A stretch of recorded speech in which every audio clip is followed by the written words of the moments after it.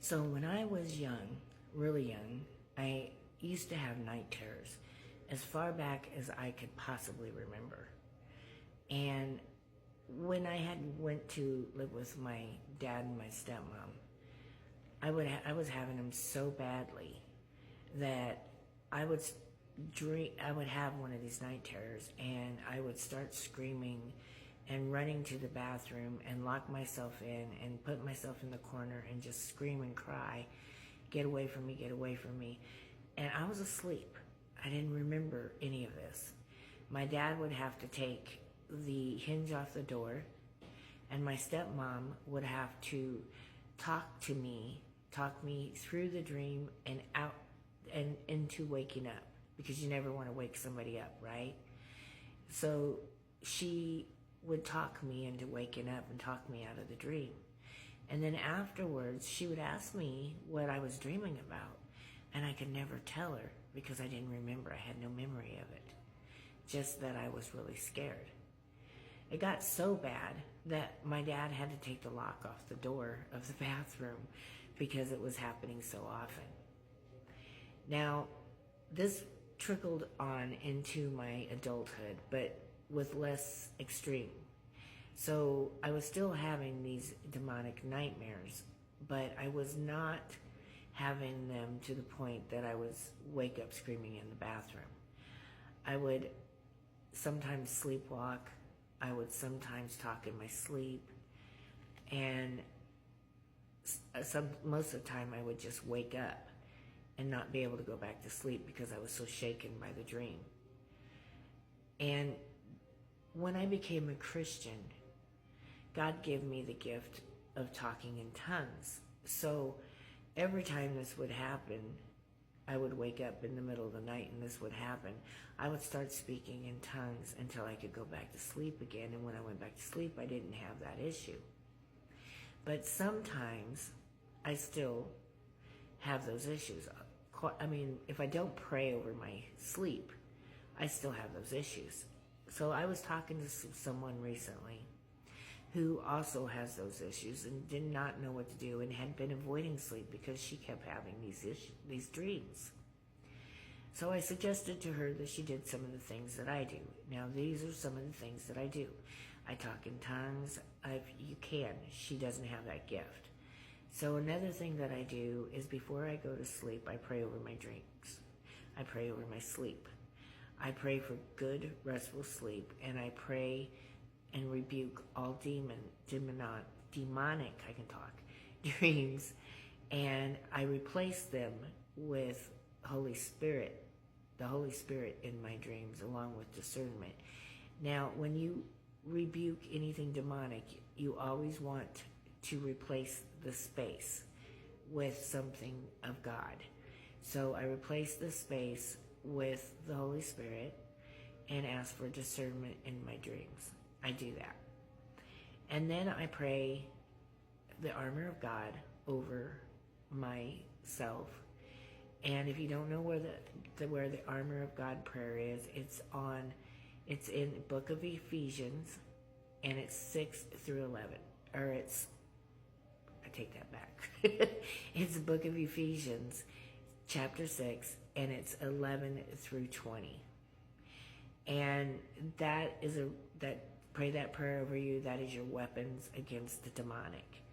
Then I also pray Psalms 91, which is a prayer of protection over my dreams, as well as my family and myself. And I do this every night before I go to sleep. And if I do this, I don't have the nightmares. But if I wake up and then go back to sleep and do not rebuke the demonic dreams and replace them with the Holy Spirit before I go back to sleep, I will have these dreams again. Anywhere the evil one can get in, he's going to try to get in there. So you got to pray it again if you are waking up in the middle of the night. Now, you don't have to pray the armor of God in the Psalms 91 but one time, but rebuke the demonic dreams, replace them with the Holy Spirit discernment, every time you wake up. so that the demonic has no foothold to get in. I do this every night, and this helps me. And if I do have a nightmare, and I wake up, I pray in tongues. But if you don't pray in tongues, just pray, start talking to God until you go to sleep. That helps. Trust me, that helps. Now, I gave this advice to my friend, and she said it was starting to help her. But you got to kind of believe. You got to believe in God. You got to know that God has your back and He can protect you. Because if you have any doubt, this is not going to work. Now,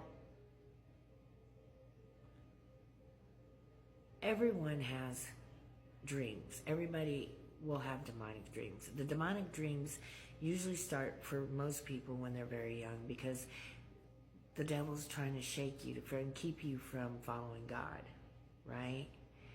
And that's his way of doing it. I don't know how he thinks that's going to work, but he does it. Sometimes it's caused from trauma. Mine was partly caused from trauma, and my friend's was caused from trauma. But also it is caused from somewhere in your life there was a foothold for the demonic to get in. And I don't know exactly. Mine was probably, I don't know. We used to watch a lot of scary movies, and that was probably a good foothold for them to get in. So it's a good idea if you have children not to watch scary movies with them. It's a good idea not to watch scary movies, period. But that's entirely your option. Now, I also sometimes wake up in the middle of the night and cannot go back to sleep. And 3 o'clock is usually about that time. And for most people, I think that if they're going to wake up, they wake up about that time and don't understand why they're awake and why they can't go back to sleep. Well, let me tell you, this is usually a time when God, and it's not always 3 o'clock in the morning, sometimes it's a different time. But this is a time when God will call you to pray. If you cannot go back to sleep, a lot of times it's because you need to pray. Maybe for somebody you know, maybe for somebody you don't know. But it is a good time for you to pray. And if you pray in tongues, pray in tongues. If you do not pray in tongues, then just pray God's will be done. And for protection over whoever it is you're supposed to be praying for. Even if you don't know who it is, just say, I ask for protection over the person I'm praying for. There have been times when I have been called to pray in the middle of the night, not knowing who I was being called to pray for. And the next day found out that it was somebody that I knew, and had I not prayed, things could have went a whole different way. So it might not always be somebody you know. It could be somebody you don't know. But it also could be somebody you do know. And if you're called to pray, you would feel really bad if you didn't pray and then found out something happened because you didn't pray. Now, sometimes too, God just wants you to talk to Him because He's been trying to get your attention during the day and you've been too busy. So He's like, okay, well then we're going to talk tonight. And that does happen too. Anyway, I hope this blesses you, and I hope if you know someone else who is having these issues, that you will share this with them so they can be blessed as well. And don't get hung up on the fact that you're having these dreams, because a lot of people have these dreams. The evil one, a lot of times, if he can't get to you during the day, if he can't get to you with spiritual warfare any other time, he will attack your dreams. It's a form of spiritual warfare. And a lot of times he'll make you think something bad is going to happen. And that is not the case in 99.9% of the time. So if you're feeling like something bad's going to happen and you can't shake the feeling, pray to God and ask Him to take that feeling away from you and to protect you from the evil one. And to protect whoever it is you think something bad's going to happen to. Anyway, that is my advice for that, and I hope it helps you. God bless you and good night.